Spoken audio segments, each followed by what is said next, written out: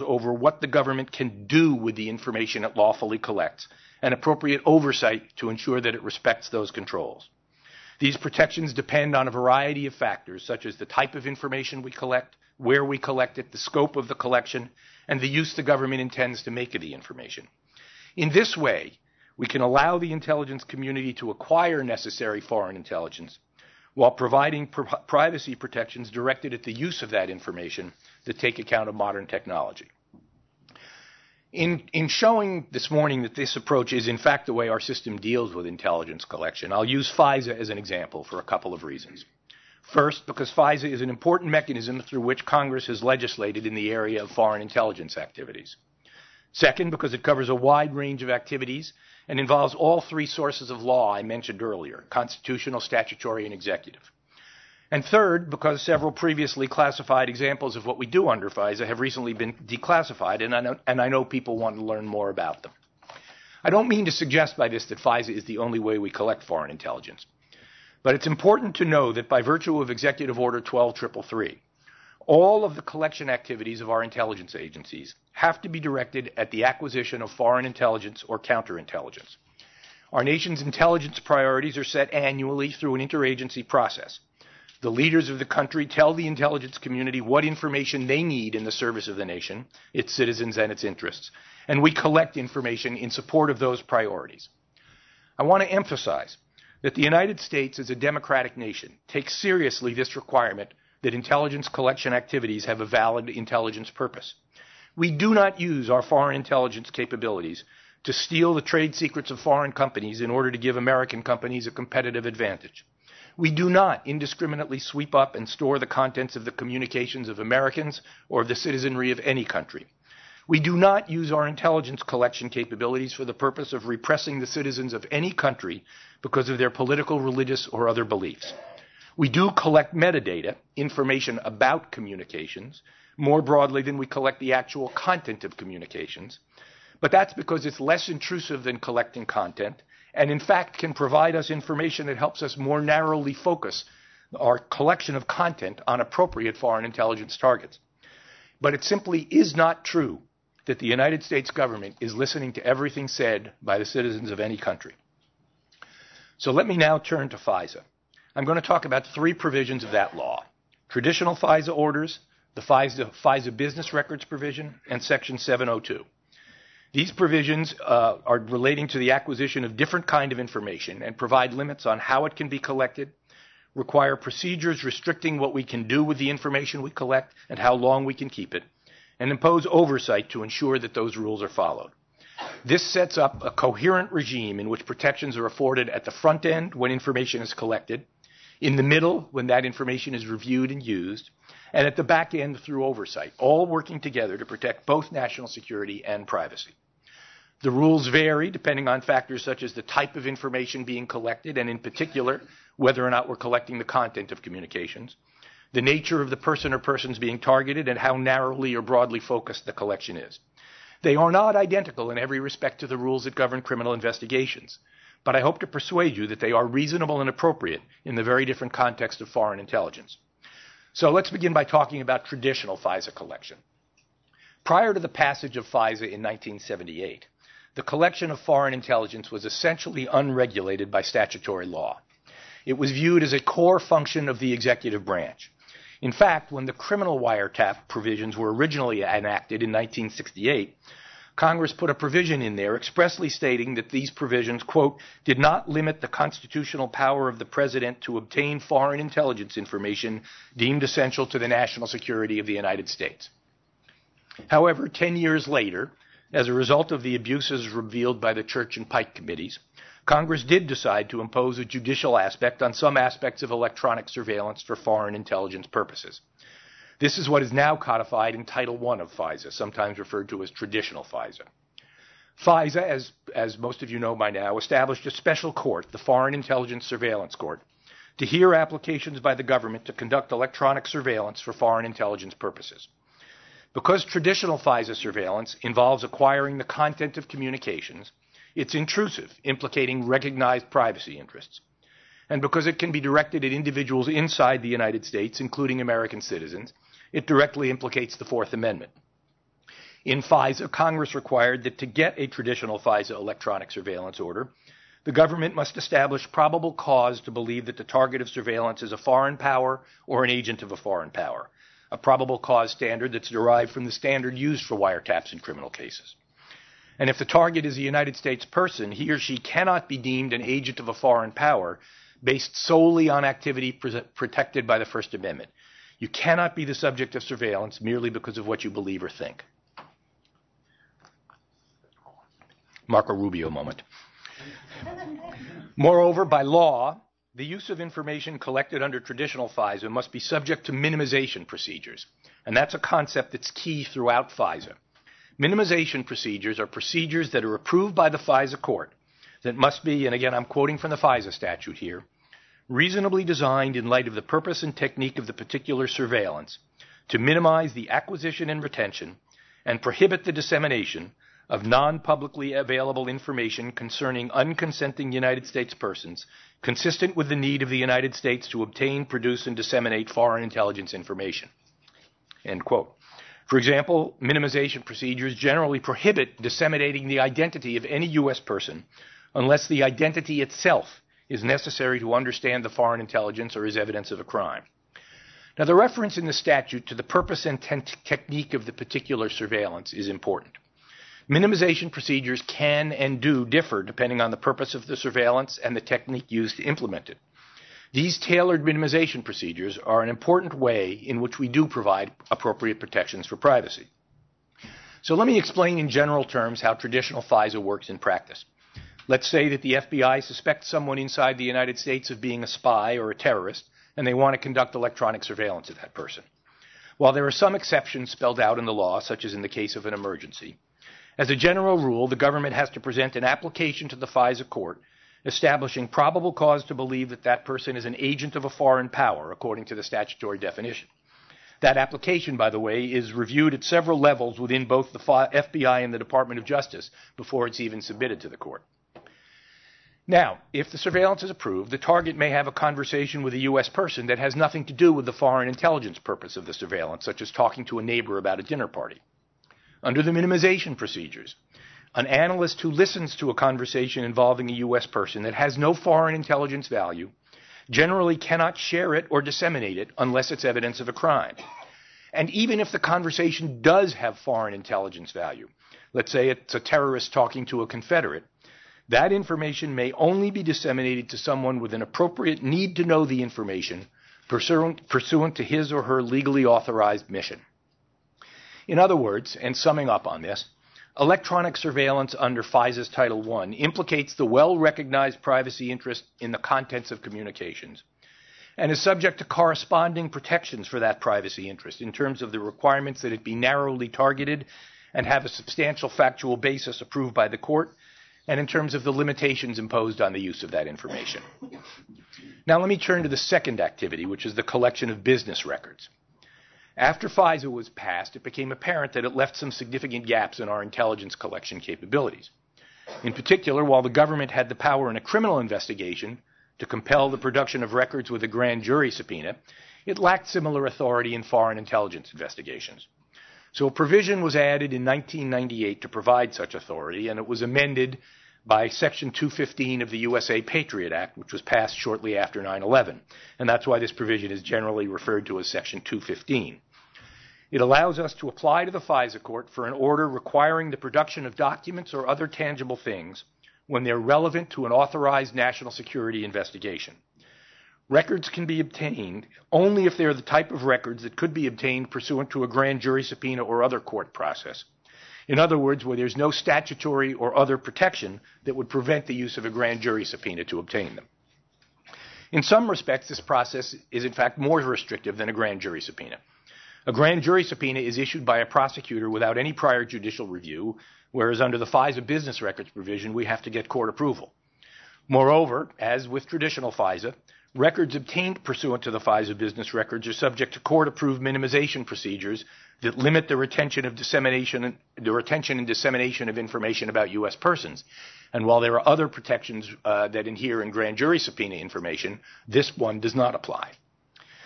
Now, of course, the FISA business records provision has been in the news recently because of one particular use of that provision. The FISA court has repeatedly approved orders directing several telecommunications companies to produce certain categories of telephone metadata, such as the number making the call, the number being called, and the time, date, and duration of the call. It's important to emphasize, as we do every time we talk about this, that under this program, we do not get the contents of any conversation. We do not get the identity of any party to the conversation, and we do not get any cell site or GPS locational information. This limited scope of what we collect has important legal consequences. As I mentioned earlier, the Supreme Court has held that if you have voluntarily provided this kind of information to third parties, you have no reasonable expectation of privacy in that information. All of the metadata that we get under this program is information that the telecommunications companies obtain and keep for their own business purposes. As a result, the government can get this information without a warrant consistent with the Fourth Amendment. Nonetheless, I recognize that there's a difference between getting metadata about one telephone number and getting it in bulk. From a legal point of view, Section 215 only allows us to get records if they are relevant to a national security investigation. And from a privacy perspective, people worry that, for example, the government could apply data mining techniques to a bulk data set and learn new personal facts about them, even when the underlying set of records is not subject to a reasonable expectation of privacy for Fourth Amendment purposes. I do want to make clear, however, that as I'll explain in a minute, we're not allowed to do that sort of analysis of these records, and we don't do it. On the other hand, this information is clearly useful from an intelligence perspective. It can help identify links between terrorists overseas and their potential confederates in the United States. It's important to understand the problem that this program was intended to solve. Many will recall that one of the criticisms made by the 9/11 Commission was that we were unable to locate the connection between a hijacker who was in California and an al-Qaeda safe house in Yemen. Although NSA had collected the conversations from the Yemeni side, they had no way to determine that the other end of those communications was in the United States, and hence to identify the homeland connection. This collection program is designed to help us find those connections. In order to do that, however, we need to be able to access the records of telephone calls, possibly going back many years, and we don't know in advance which calls those are going to be. However, telephone companies have no legal obligation to keep this kind of information, and they generally destroy it after a period of time that they determine based on their own business purposes. Moreover, the different telephone companies have separate data sets in different formats, which makes analysis of possible terrorist calls involving several providers considerably slower and more cumbersome. That could be a significant problem in a fast-moving investigation where speed and agility are critical, such as the plot to bomb the New York City subways in 2009. So the way we fill this intelligence gap, while at the same time protecting privacy, illustrates the approach I outlined earlier. From a subscriber's point of view, as I said before, the difference between a telephone company keeping records of his phone calls and the intelligence community keeping the same records is what the government could do with the records. That's an entirely legitimate concern, and we deal with it by limiting what the intelligence community is allowed to do with the records, limitations that are specifically approved by the FISA court. First, we put this information in secure databases. Second, the only information for which this information can be used, the only intelligence purpose for which this information can be used is counterterrorism. Third, we only allow a limited number of specially trained analysts to search these databases. Fourth, even those analysts are allowed to search the database only when they have a reasonable and articulable suspicion that a particular telephone number is associated with particular foreign terrorist organizations that have been identified to the court. The basis for that reasonable, articulable suspicion has to be documented in writing and approved by a supervisor. Fifth, the analysts are allowed to use this information only in a very limited way to map a network of telephone numbers calling other telephone numbers. Sixth, because this database contains only metadata, even if the analyst finds a previously unknown telephone number that warrants further investigation, all she can do is disseminate the telephone number. She doesn't even know whose number it is. Any further investigation relating to that number has to be done pursuant to other lawful means. And in particular, any collection of the contents of communications relating to that number would have to be done using another legal authority, such as FISA Title I. Finally, the information is destroyed after 5 years. The net result is that although we collect large volumes of metadata under this program, we only look at a tiny fraction of it, and only for a carefully circumscribed purpose, to help us find links between foreign terrorists and people in the United States. The collection has to be broad to be operationally effective, but it's limited to non-content data that has a low privacy value and is not protected by the Fourth Amendment. It doesn't even identify any individual. Only the narrowest, most important use of this data is permitted. Other uses are prohibited. In this way, we do protect both privacy and national security. Now, some have questioned how the collection of a large volume of telephone metadata could comply with the statutory requirement that business records obtained be relevant to an authorized investigation. We're working to see what additional information we can declassify about the program, including the actual court papers that have been filed, but I can give a broad summary of this legal basis here today. First, it's important to remember that the authorized investigation that the statute speaks of is an intelligence investigation, not a criminal investigation, and I talked about the difference between these before. The statute says that an authorized investigation has to be one that's conducted conducted in accordance with guidelines approved by the Attorney General.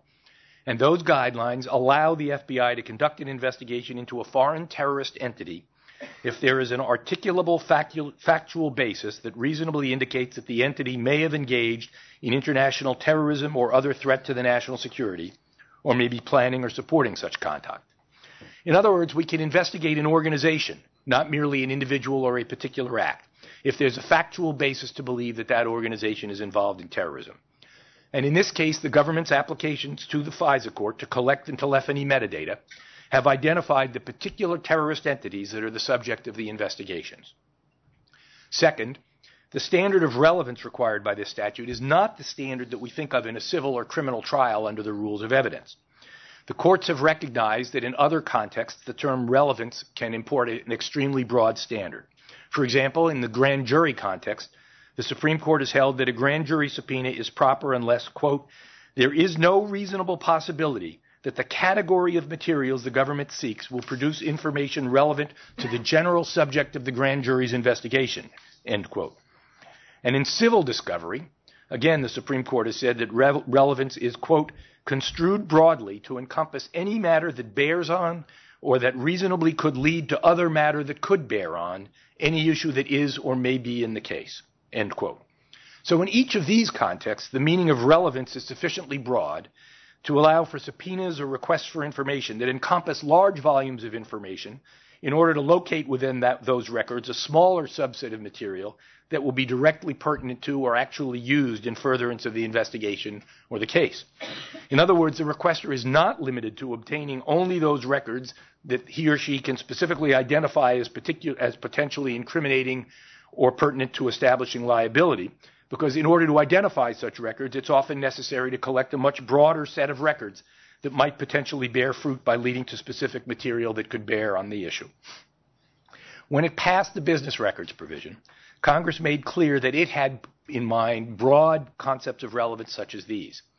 And the telephony metadata collection program meets this broad relevance standard because, as I explained earlier, the effectiveness of the queries allowed by the court under strict limitations of this program, the queries that are based on reasonable and articulable suspicion. The effectiveness of these queries depends on collecting and maintaining the data against which the narrowly focused queries can be made. As in the grand jury and civil discovery contexts, the concept of relevance is broad enough to allow for the collection of information beyond that which ultimately turns out to be important to a terrorist-related investigation. While the scope of the collection at issue here is broader than might typically be acquired through a grand jury subpoena or a civil discovery request, the basic principle is similar. The information is relevant because you need to have the broader set of records in order to identify within them the information that is actually important to a terrorism investigation when you make that query. And the reasonableness of this collection overall is reinforced by all of the stringent limitations I described above that the court imposes to ensure that the data is only used for that approved purpose. I want to repeat that the conclusion that the bulk metadata collection is authorized under Section 215 is not that of the intelligence community alone. Applications to obtain this data have repeatedly been approved by numerous judges of the FISA court, each of whom has determined that the application complies with all legal requirements. And Congress reauthorized Section 215 in 2009 and 2011 after the Intelligence and Judiciary Committees of both houses had been briefed on the program and after information describing the program had been made available to all members of Congress. In short, all three branches of government have determined that this collection is lawful and reasonable, in large part because of the substantial protections we provide for the privacy of every person whose telephone number is collected. The third program I want to talk about is Section 702, which is part of the FISA Amendments Act of 2008. Again, a little history is in order by way of background. Generally speaking, as I said before, Title I of FISA, or traditional FISA, governs electronic surveillance conducted within the United States for foreign intelligence purposes. When FISA was first passed in 1978, Congress did not intend that it would regulate the targeting of foreigners outside of the United States for foreign intelligence purposes. This kind of surveillance was generally carved out of coverage under FISA by the way Congress defined electronic surveillance in the statute. Most international communications in 1978 took place via satellite, so Congress excluded international radio communications from the definition of electronic surveillance covered by FISA, even when the radio waves were intercepted in the United States, unless the target of the collection was a U.S. person in the United States. But over time, that technology-based differentiation fell apart. By the early 21st century, most international communications traveled over fiber optic cables, and thus were no longer international radio communications outside of FISA's reach. At the same time, there was a dramatic increase in the use of the Internet for communications purposes, including by terrorists. As a result, Congress's original intention was frustrated. We were increasingly required to go to the FISA court to get individual warrants on a case-by-case basis to conduct electronic surveillance of foreigners overseas for foreign intelligence purposes. After 9/11, this burden began to degrade our ability to collect the communications of foreign terrorists. Section 702 created a new, more streamlined procedure to accomplish this surveillance. And so Section 702 was not, as some have suggested, a defanging of the FISA court's traditional authority. Rather, it extended the FISA court's oversight to a kind of surveillance that Congress had originally placed outside of that oversight, the surveillance for foreign intelligence purposes of foreign overseas. And I want to state that this American regime, imposing judicial supervision of a kind of foreign intelligence collection directed at citizens of other countries, is a unique limitation that, so far as I'm aware again, goes beyond what other countries require of their intelligence services when those services collect against persons who are not their own citizens. The privacy and constitutional interests implicated by collection under Section 702 fall between traditional FISA and metadata collection. On the one hand, we are collecting the full content of communications. On the other hand, we're not collecting that information in bulk, and we're only targeting non-U.S. persons outside of the U.S. for valid foreign intelligence purposes. On the other hand, the information involved is unquestionably of great importance for national security. Collection under Section 702 is one of the most valuable sources of foreign intelligence that we have. So here again, the statutory scheme and the means by which we implement it are designed to allow us to collect this intelligence while providing appropriate protections for privacy. Under the statute, collection under Section 702 does not require individual judicial orders authorizing collection against each target.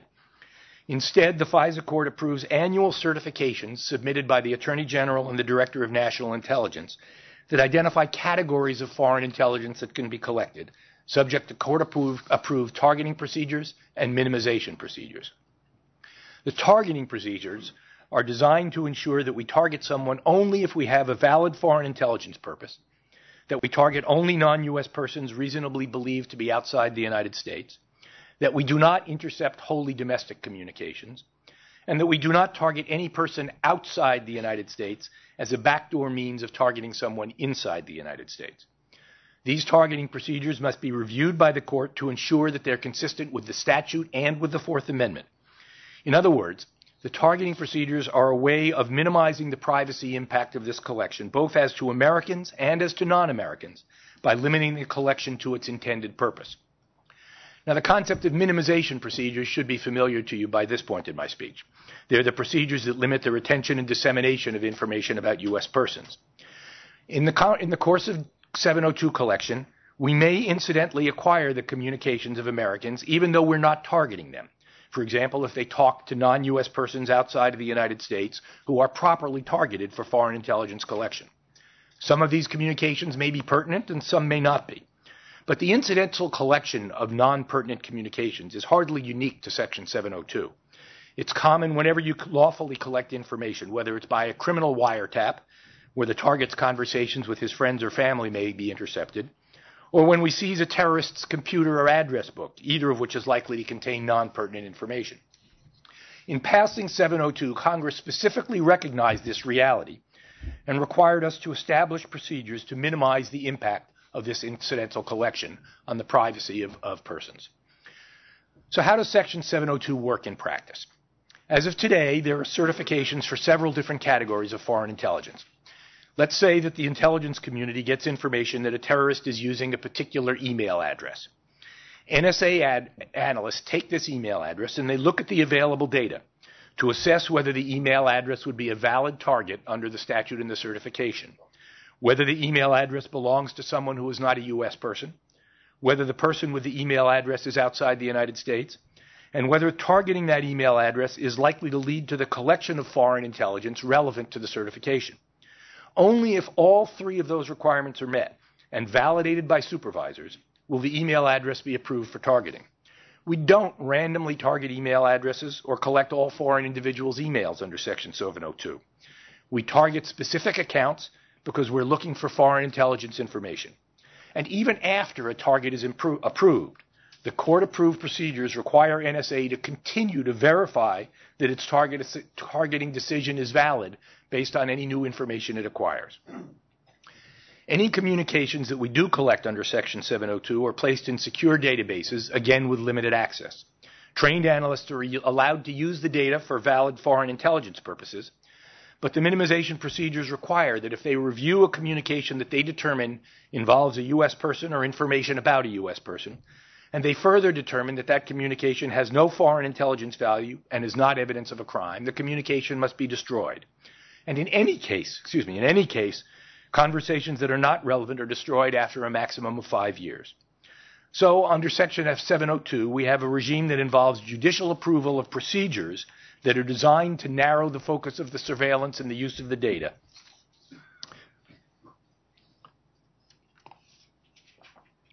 I've outlined 3 different collection programs under 3 different provisions of FISA.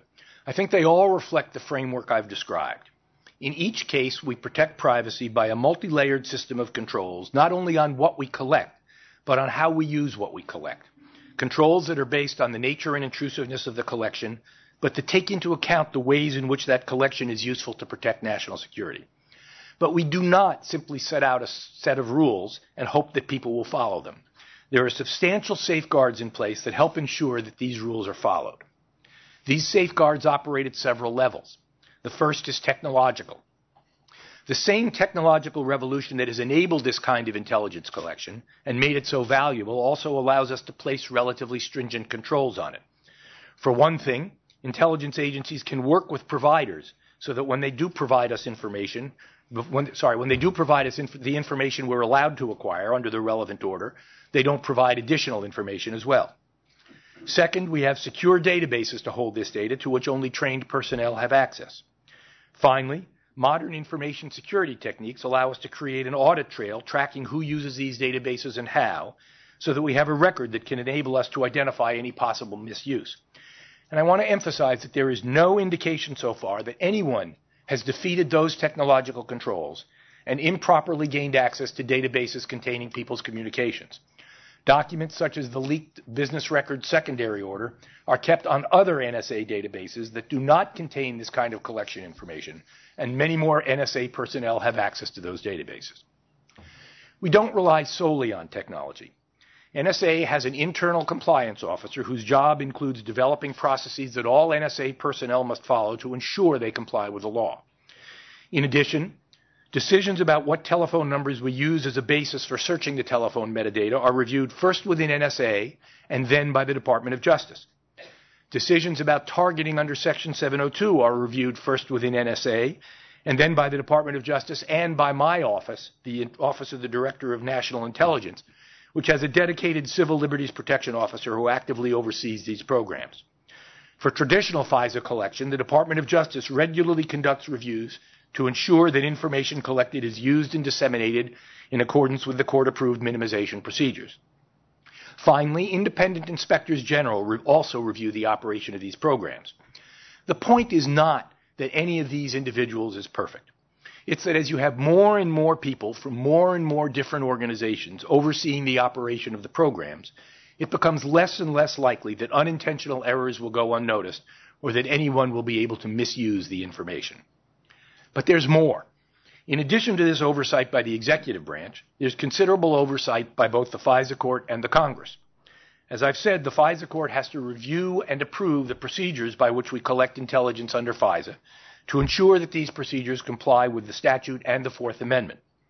In addition, any compliance violation, no matter how large or small, has to be reported to the court. Improperly collected information generally must be deleted, subject only to some exceptions set forth in the court's orders, and corrective measures are taken and reported to the court until the court is satisfied. And I want to correct once again the erroneous claim that the FISA court is a rubber stamp. Some people assume that because the court approves almost every application, it does not give these applications careful scrutiny. In fact, the exact opposite is true. The judges and their professional staff review every application carefully. They often ask extensive and probing questions, seek additional information from the government, or request changes before the application is ultimately approved. Yes, the court does approve the great majority of the applications at the end of this process. But before it does so, the process, its questions and comments, ensure that the application does comply with the law. Finally, there's the Congress. By law, we're required to keep the Intelligence and Judiciary Committees informed about these programs, including detailed reports about their operations and about compliance matters. We regularly engage with the Congress and discuss these authorities, as we did this week, to provide them information in furtherance of their oversight responsibilities. As I said before, when Congress reauthorized Section 215 and also when they reauthorized Section 702 in 2012, information was made available to every member of Congress by briefings and written materials describing these programs in detail. In short, or in summary perhaps is a better word, the procedures by which we implement collection under FISA are a sensible means of accounting for the changing nature of privacy in the information age. They allow the intelligence community to collect information that is important to protect our nation and its allies, while protecting privacy by imposing appropriate limits on the use of that information. Much is collected, but access, analysis, and dissemination are subject to stringent controls and procedures. This same approach, making the extent and nature of controls over the use of information vary depending upon the nature and sensitivity of that information, is applied throughout our intelligence collection. Our intelligence collection has helped protect both our nation and its allies from a variety of threats. We have robust intelligence relationships with many other countries. These relationships go in both directions, but it is important to understand that we cannot use foreign intelligence services to get around the limitations imposed by our laws. And we assume that other countries similarly expect their intelligence services to operate in compliance with their own laws. By working closely with these other countries, we have helped to ensure our common security. For example, while many of the details remained classified, we have provided the Congress a list of 54 cases in which the bulk metadata and Section 702 authorities have provided us information that helped us understand potential terrorist activity and even to disrupt it, from potential bomb attacks to material support for foreign terrorist organizations. 41 of these 54 cases involved threats in other countries, including 25 in Europe alone. We were able, by virtue of our intelligence collection, to alert officials in these countries to these events and help them fulfill their mission of protecting their nations because of the intelligence capabilities we have. I believe that our approach to achieving both security and privacy is effective and appropriate. It's been reviewed and approved by all three branches of government as consistent with the law and the Constitution. It is, however, not the only way that we could regulate intelligence collection. Even before the recent disclosures occurred, the President said that we welcomed a discussion about privacy and national security. and we're currently working to declassify more information about our activities to inform that discussion. In addition, the Privacy and Civil Liberties Oversight Board, which is an independent body established by statute and charged with overseeing our counterterrorism activities, has announced that it intends to provide the President and Congress a public report on the Section 215 and 702 programs, including the collection of bulk metadata. The board met recently with the President, who welcomed their review and committed to providing them all of the materials that they'll need to fulfill their oversight and advisory function. And we've been doing that. We look forward to continuing to work with the board on this project. But the discussion about these authorities can and should have taken place without the recent disclosures, which have brought into public view the details of sensitive operations that were previously discussed on a classified basis with the Congress, and in particular with the committees that were set up precisely to oversee intelligence operations. The level of detail in the current public debate certainly reflects a departure from the historic public understanding that the sensitive nature of intelligence operations demanded a more limited discussion. Whether or not the value of the exposure of these details outweighs the cost to national security is now a moot point. But as the debate about our surveillance activities goes forward, I hope that my remarks today have helped to provide an appreciation of the efforts that have been made and will continue to be made to ensure that all of our intelligence activities comply with our laws and reflect our values. Thank you very much. I'll be glad to take some questions now. I do want to caution that much of what we do in this area remains classified for good reason.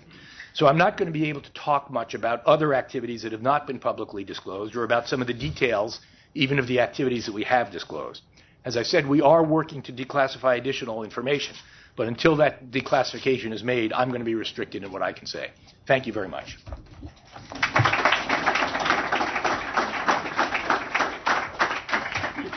Just before I'm going to ask a question or two of Bob before turning it over to the audience beyond the classified open forum point that Bob made. Just one more parameter. I suspect we have an audience of the utmost decorum and politeness, but if you plan to ask Bob whether, to blow the whistle on how the CIA faked the Apollo moon landing or something, I suspect he will politely decline to answer, but I may not be so polite. But with that out of the way,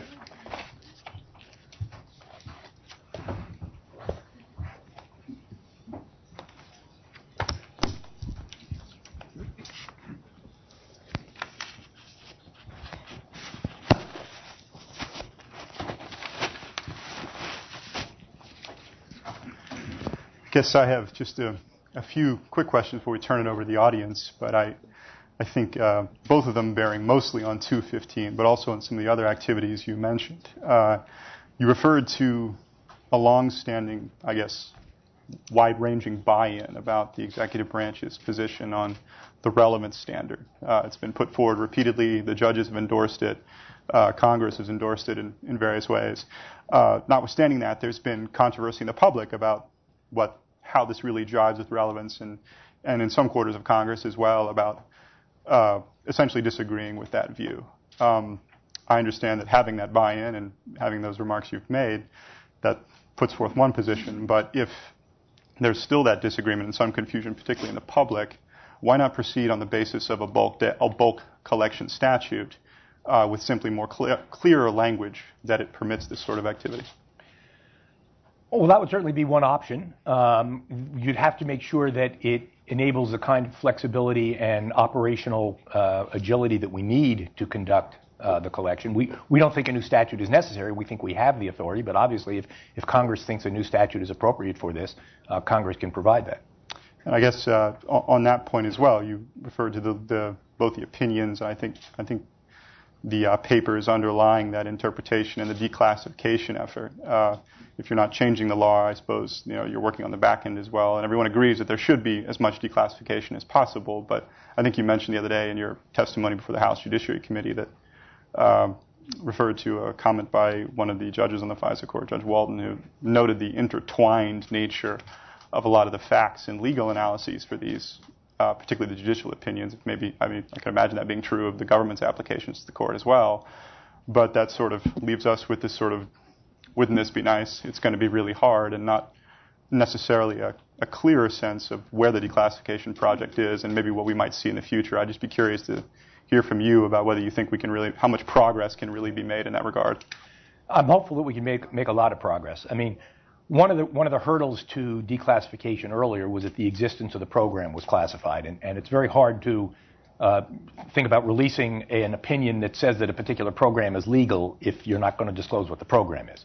Now that the program has been declassified, we're going back and we're re-looking at these opinions, and I certainly am personally hopeful that we will be able to release court documents that will provide a greater visibility into exactly how these are productive. And you think that'll be more in terms of all of these activities, 702, 215, or do you think that might be more in the telephony metadata neighborhood, so to speak? Well, I think we're looking across the entire spectrum of our activities. I think that generally speaking, there has been considerably less concern about the legal rationale for the 702 program than about the bulk telephony metadata. But we're looking at all of our programs to see what can be declassified to inform the public debate. Mm-hmm.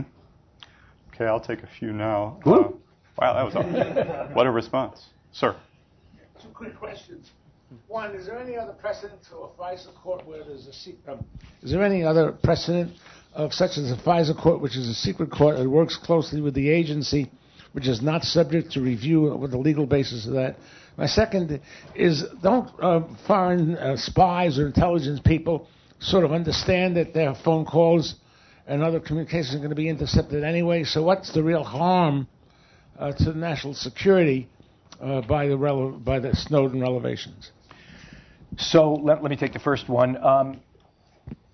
It's important to go back to the history that I mentioned. This is not a court that exists to adjudicate disputes between individuals. This is a court that exists to oversee the executive branch's acquisition of foreign intelligence information. So the court is unprecedented in that sense. The fact that it's secret is a necessary consequence of the fact that it's overseeing secret activities. There are plenty of court proceedings that take place in secret in a variety of contexts, particularly when they implicate national security. On your second point, if I could read my handwriting here. The fact of the matter is that we collect a lot of very valuable information, pursuant to these programs. The fact of the matter also is that without going into a lot of detail, our adversaries have noticed these revelations. It's too early to tell yet whether it is going to have an impact, but there's no question that they have sat up and taken notice of specifically what has been released here and the impact it has on their communications. Just before I call another person, if you do have any institutional affiliations or some other, please do identify yourself. I know your institutional affiliation. You're Alan, so you can go ahead and ask a question.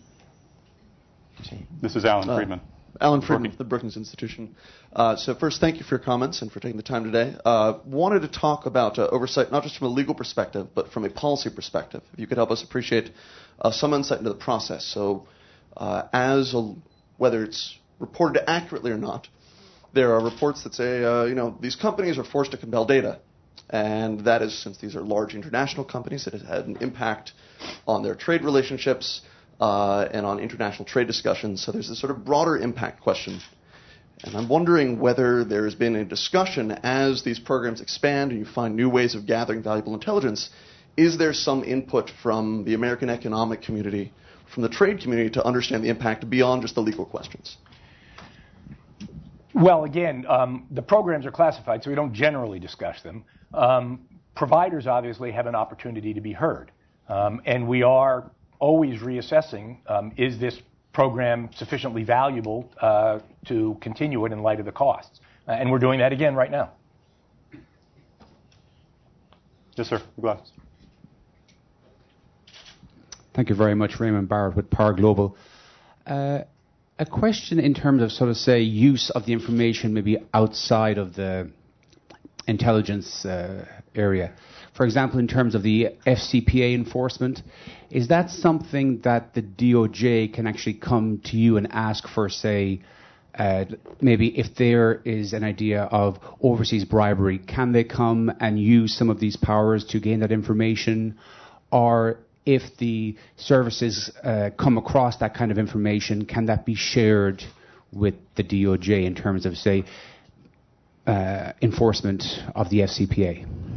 So, generally speaking, as I said, we can't task the collection of information for those purposes. And the Department of Justice can't ask us to collect evidence of of that kind of a crime. You know, terrorism is one thing, but FCPA or other sorts of ordinary criminal activity, we cannot be tasked to collect that.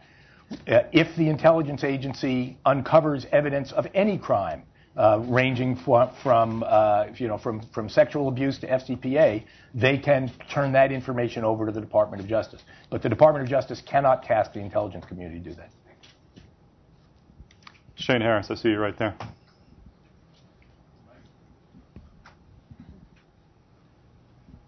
Yeah, Shane Harris with Foreign Policy Magazine. You said earlier that when NSA analysts are trying to determine whether they can target a particular email address, that they attempt to find out if it's a valid target by looking at whether it's sent by a U.S. person and whether that person was outside the U.S.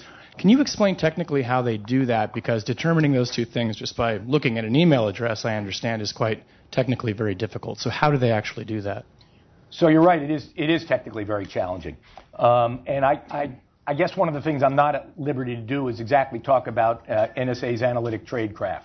But they do have a variety of information in databases that they can check. There may be other ways in which you can learn where an email address is located or whether it's associated with a U.S. person. But the rules require them to check a variety of databases to make that determination based on sort of standard analytic tradecraft. And just to follow up, are those databases also secured and protected in the same way as Well, it depends upon it depends upon the contents of the database. You know what's in them? Well, I don't know what's in every one of NSA's databases. No. Yes, ma'am.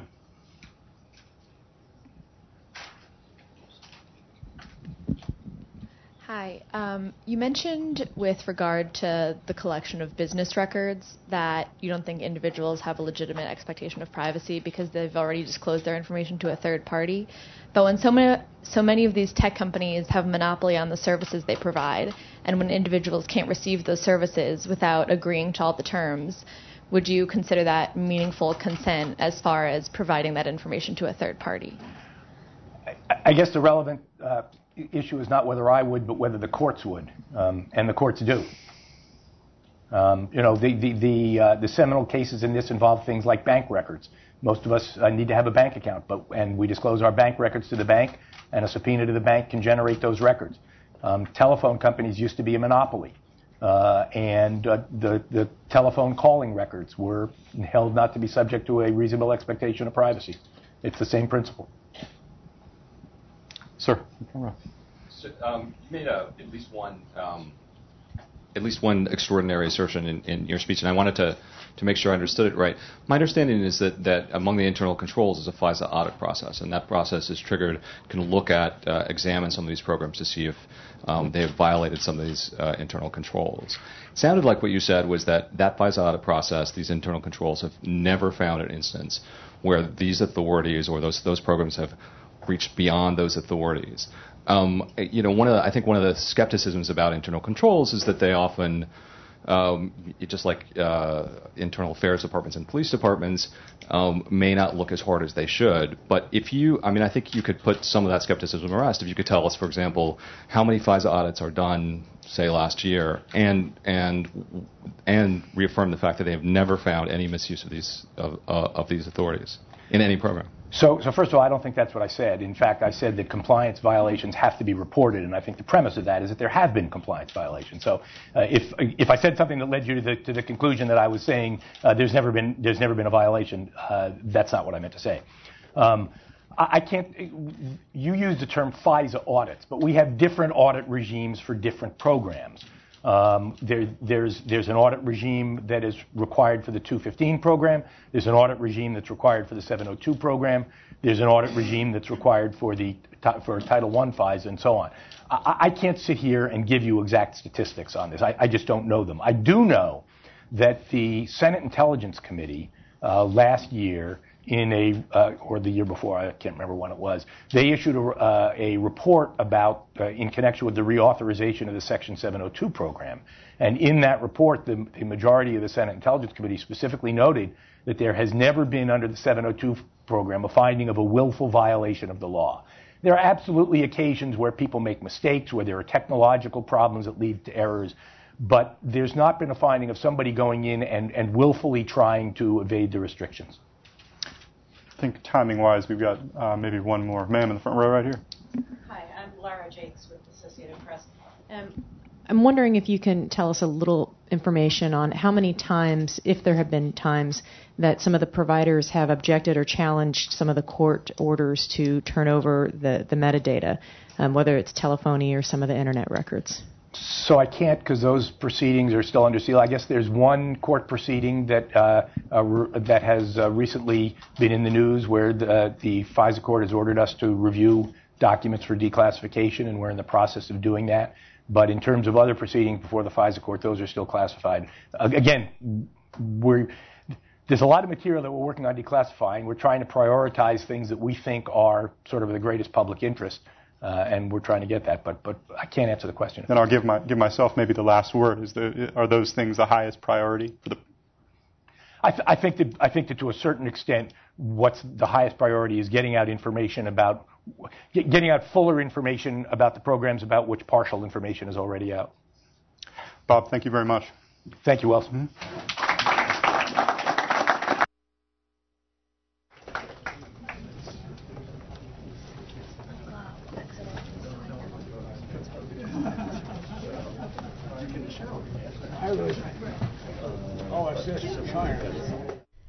Coming up on C-SPAN 2 tonight, remarks from Vice President Biden concerning U.S. policy toward Asia. Then Democratic Congressman Adam Smith talking about foreign aid and national security. And then a House Appropriations Subcommittee hearing on the 2014 State Department budget.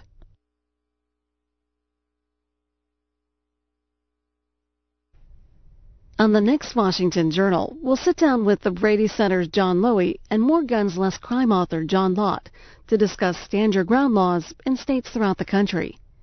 Then Bob Van Voris of Bloomberg News talks about the SEC's ongoing court case